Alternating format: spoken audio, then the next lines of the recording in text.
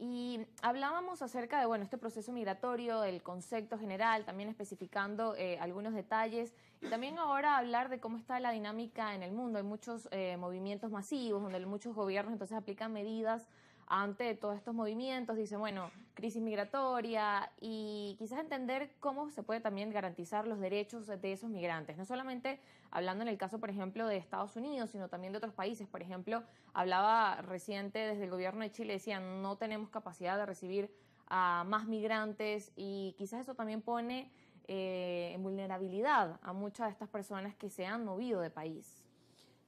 Fíjate, hay un problema conceptual que nos lleva nuevamente al primer bloque.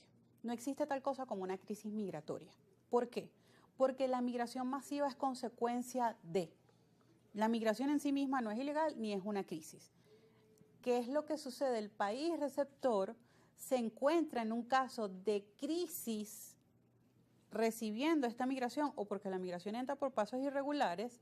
¿Y qué es lo que sucede? No tengo capacidad económica para soportar la carga de tener que velar de mis nacionales y también velar por personas que no son de mi país, pero que tengo una responsabilidad internacional de resguardar y velar por la vida de estas personas. ¿Qué es lo que sucede también en este caso? Que si no hay una migración planificada y hay un mismo destino, porque parecería que hay algunos países que en algunos casos se ponen de moda, hay muchísimas personas que llegan a ese destino tomando por desprovisto a estas naciones. Hay un ejemplo muy sencillo que siempre coloco en las entrevistas. Si tienes una casa donde hay una pareja, ambos tienen un salario mínimo que les funciona para cubrir sus necesidades básicas, y les llega de visita un familiar con los mismos dos salarios, dos familiares con los mismos dos salarios, 3, 4, 5, hasta que llegas a tener a 10 personas en tu casa que tienes que sostener con dos salarios. Por supuesto que llega un momento que la situación es insostenible. Más o menos eso pasa con los países que son receptores. Ahora bien, hay una obligación internacional de no solo recibir, sino resguardar, porque hay una protección a la vida, que es una obligación universal de cualquier país. ¿Lo cumplen o no lo cumplen? Habría que revisar muy puntuales estas situaciones. ¿Dónde hay incumplimiento? Cuando hay la promoción de la xenofobia desde el mismo seno de la política del país del que se trate. Lo vimos en su momento en Colombia, lo vimos en Perú, lo vimos en Ecuador, donde hay como una promoción a la xenofobia, endofobia, aprofobia, desde los propios voceros de la política de esos países. ¿Qué trae esto como consecuencia? La criminalización del migrante. Todos los migrantes son malos, todos los migrantes son delincuentes, los migrantes nos vienen a quitar los puestos de trabajo, las migrantes venezolanos vienen por nuestros esposos, que también sucedió y pareciera chiste, pero es anécdota. Estas situaciones y el no tener políticas públicas claras en materia de educación migratoria de los países receptores generan una crisis en sí misma para los migrantes. No solamente los venezolanos, aunque estamos hablando de ellos en específico, pero vemos que también pasó así, o de alguna forma sucedió así, cuando la migración colombiana existió en su momento en los años 70 y 80 con el tema de las guerrillas. El movimiento migratorio que ha existido durante décadas desde México hacia Estados Unidos por el tema del narcotráfico, por el tema de las pandillas. Lo que sucedía en Nicaragua, El Salvador, que también promovían o ejercían algún tipo de influencia en los ciudadanos de a pie para irse como migrantes caminando hacia el norte del continente. Son muchos factores los que influyen. Claro, y que es importante revisarlos como le mencionaba, bueno, para entender en un plano general cómo es el tema de la migración, y para también quizás entender ahora cómo de alguna forma las políticas que están implementando en Estados Unidos también se están llevando a cabo, también cómo esto afecta la dinámica de los venezolanos y también ese movimiento migratorio. Si hablamos específicamente de Estados Unidos, este es el segundo mandato del presidente Donald Trump. El segundo, el de ahora, empezó el 20 de enero del año en curso. El mismo día firmó una serie de órdenes ejecutivas, y si hablamos en materia migratoria, firmó varias órdenes ejecutivas, donde entre las primeras de ellas estaba, por ejemplo, el eliminar el ius soli, que es el derecho a la nacionalidad por haber nacido, valga la redundancia, en territorio americano. Esta decisión, por ejemplo, fue revocada por un juez federal. Como comentaba anteriormente, cualquier decisión en Estados Unidos se puede demandar, ya que su sistema de justicia está creado de esa manera. Demandaron esta decisión, esta orden ejecutiva, y un juez federal la revocó. ¿Por qué? Porque no puedes con una orden ejecutiva revocar un mandato constitucional. El ius soli, que es el derecho al nacimiento por territorio, está establecido en la Constitución de los Estados Unidos.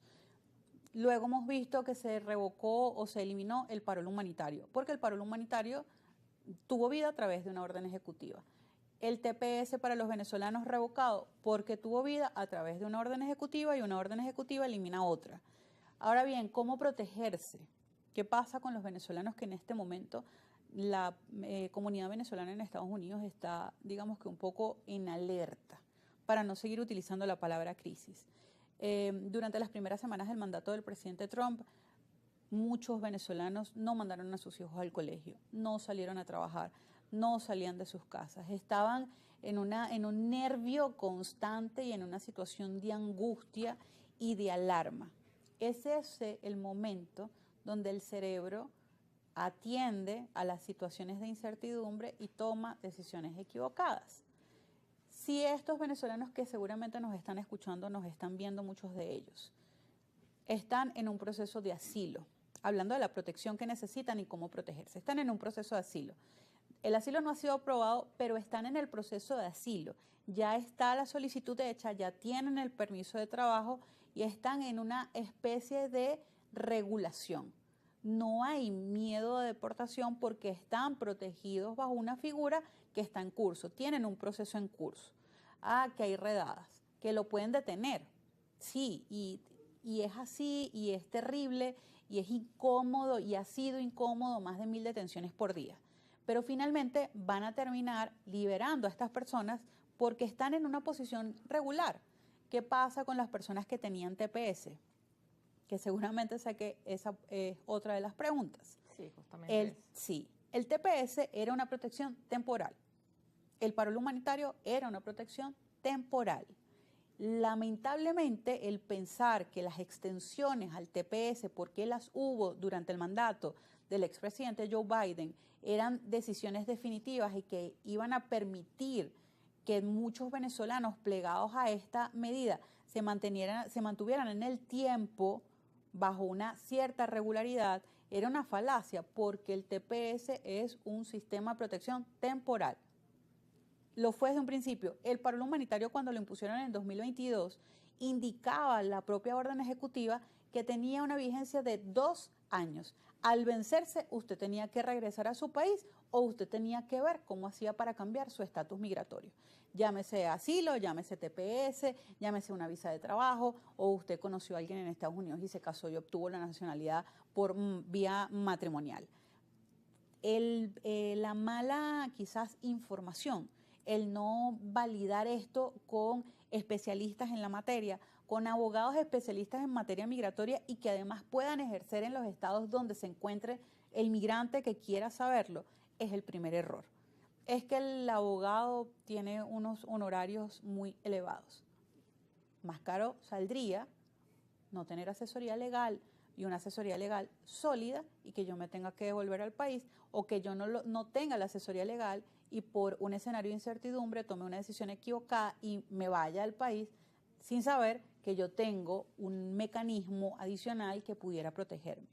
La materia migratoria es un tema, es complejo, tiene muchas aristas. Hablando específicamente de los venezolanos, han habido muchos cambios.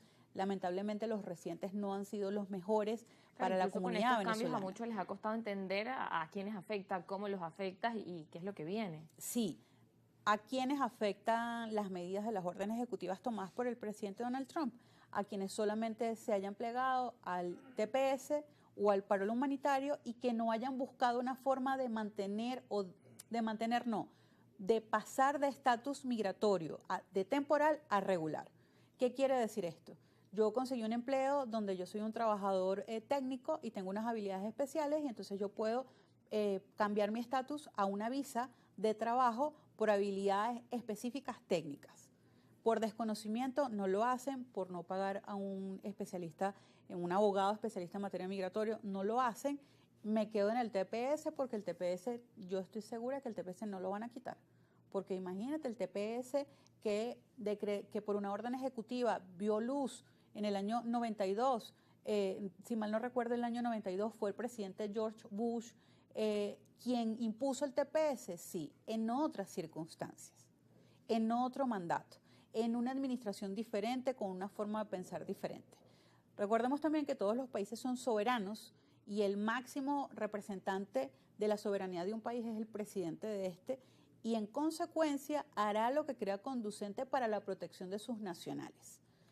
Seguramente las actuaciones del presidente Donald Trump vienen desde este pensamiento. Que nos guste o no nos guste, esa es otra cosa, que sea justo o sea injusto, esa es otra cosa. Lo cierto acá es que cualquier migrante que nos esté escuchando en este momento y que tenga dudas acerca de su estatus migratorio necesita validarlo, necesita buscar información especializada. Mi primo, que es migrante hace años y está aquí, me dijo que mala decisión. No, hay que acudir al especialista y el que conoce de la materia.